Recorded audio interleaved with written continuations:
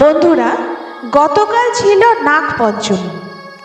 এই নাগদের আমাদের সনাতন ধর্মে পবিত্র মনে করা হয় এবং নাগ বা সাপকে পুজো করা হয়। পৃথিবীর প্রায় সব দেশ এবং সভ্যতায় নাগেদের উল্লেখ আছে। হিন্দু ধর্মে মনে করা হয় যে এই নাগেরা অত্যন্ত শুভ এবং পবিত্র, তাই এই নাগদের আমরা নাগ পঞ্চমীর দিন পুজো করে থাকি। মনে করা হয় এই নাগেরা আগে আমাদের সমাজে মানুষের সাথেই থাকত এবং মানুষেরা এই নাগেদের থেকেই জ্ঞান আহরণ করত। এরপর মানুষ যখন ধীরে ধীরে সভ্য হতে শুরু করে, তখন এই নাগেরা নাগলোকে ফিরে যায়। আমাদের বিজ্ঞান মনস্ক মন নিয়ে আমরা হয়তো ভাববো যে এসব অসম্ভব ব্যাপার, কিন্তু আজ আমি তোমাদের সেই প্রমাণ দেব যা প্রমাণ করবে যে এই নাগেরা একসময় আমাদের ভারতবর্ষ সহ সারা পৃথিবীতে তাদের জ্ঞানে শিক্ষায় আমাদেরকে সমৃদ্ধ করেছিল। এবার তোমরা এই ছবিগুলো একটু মন দিয়ে দেখো। এটি একটি খুব প্রসিদ্ধ মন্দিরের বাইরের খোদাই করা অর্ধ মানুষ ও অর্ধ নাগের মূর্তি। ভারতবর্ষে এরকম অর্ধ মানুষ ও অর্ধ নাগ মূর্তি অনেক মন্দিরেই তোমরা দেখতে পাবে, কিন্তু আজও এটা একটা রহস্য যে এই অর্ধ মানব ও অর্ধ নাগ শরীরধারী কেউ বা কয়েকজন কি তাহলে অনেক বছর আগে এই ভারতবর্ষে ছিল? এসব বুঝতে গেলে আমাদের জানতে হবে এই নাগদের সৃষ্টি কোথা থেকে এবং কিভাবে হয়। বিষ্ণু পুরাণে বলা হয়েছে ঋষি কাশ্যপের অনেক স্ত্রী ছিলেন, তার মধ্যে কদ্রুকে নাগদের মাতা মনে করা হয়। এই বিষয়ে আরো বিস্তারিত আলোচনা করেছি আমি আমার গরুড় পুরাণের ভিডিওতে। এন্ড স্ক্রিনে দেওয়া থাম্বনেলে ক্লিক করে তোমরা এই ভিডিওটা দেখতে পারো। পুরাণে আমরা অনেক পরাক্রমী নাগেদের উল্লেখ পাই, যার মধ্যে শেষ নাগ, বাসুকী নাগ, তক্ষক নাগ, কালিয়া নাগ এরা অন্যতম। পুরাণে এও বলা হয়েছে যে নাগেরা পৃথিবীর ভারসাম্য বজায় রাখে। এই বিষয়ে ভাগবত পুরাণে বলা হয়েছে যে একবার নাগেরা যখন কশ্যপ মুনির আরেক স্ত্রী বিনতার সাথে ছল করে তাকে 500 বছরের জন্য দাসী বানিয়ে রেখেছিল, তখন শেষ নাগ তার নাগ ভাইদের করা এই অন্যায় সহ্য করতে না পেরে প্রজাপতি ব্রহ্মার কাছে যায় প্রায়শ্চিত্ত করার জন্য। প্রজাপতি ব্রহ্মা শেষ নাগকে বলেন যে পৃথিবীতে সাগর, বন, লোকালয়, পর্বত এসব কিছুর সমতা ঠিক না থাকার জন্য পৃথিবীরও সমতা ঠিক নেই। তাই শেষ নাগ যেন পৃথিবীকে তার ফণার উপর ধারণ করে সমতা প্রদান করেন।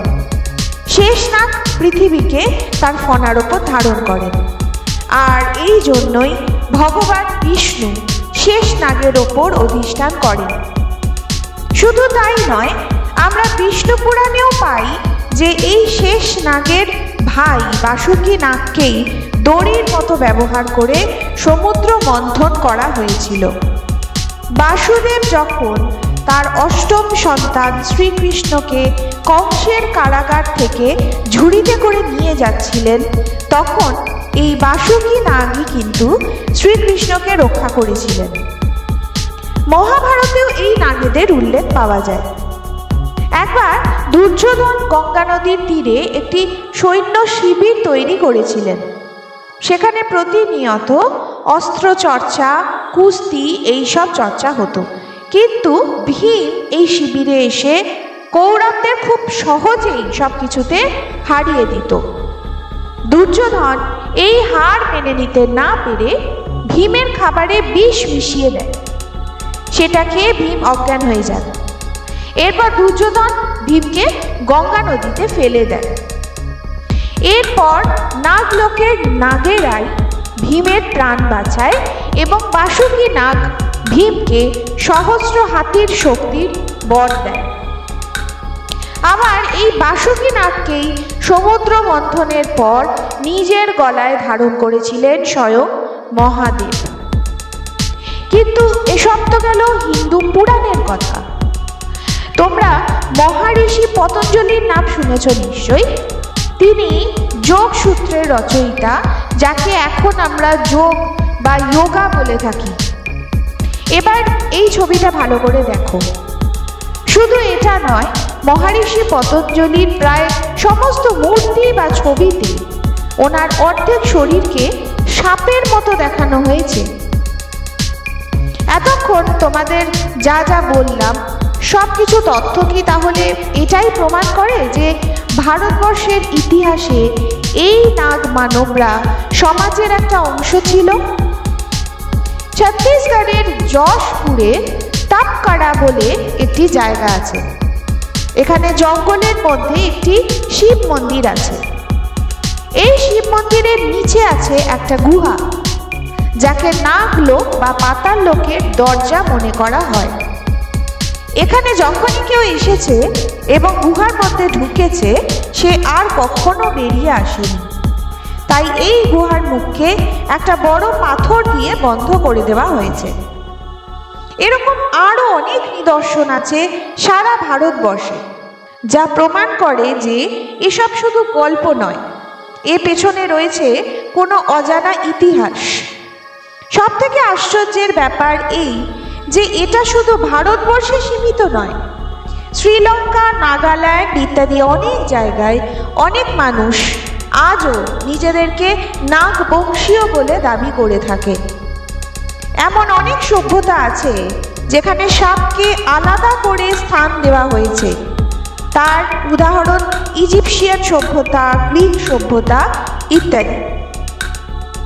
কিন্তু এটা শুধু প্রাচীন যুগের ব্যাপার নয়, আমাদের মেডিকেল সায়েন্সের সিম্বলেও কিন্তু সাপ দেখতে পাওয়া যায়।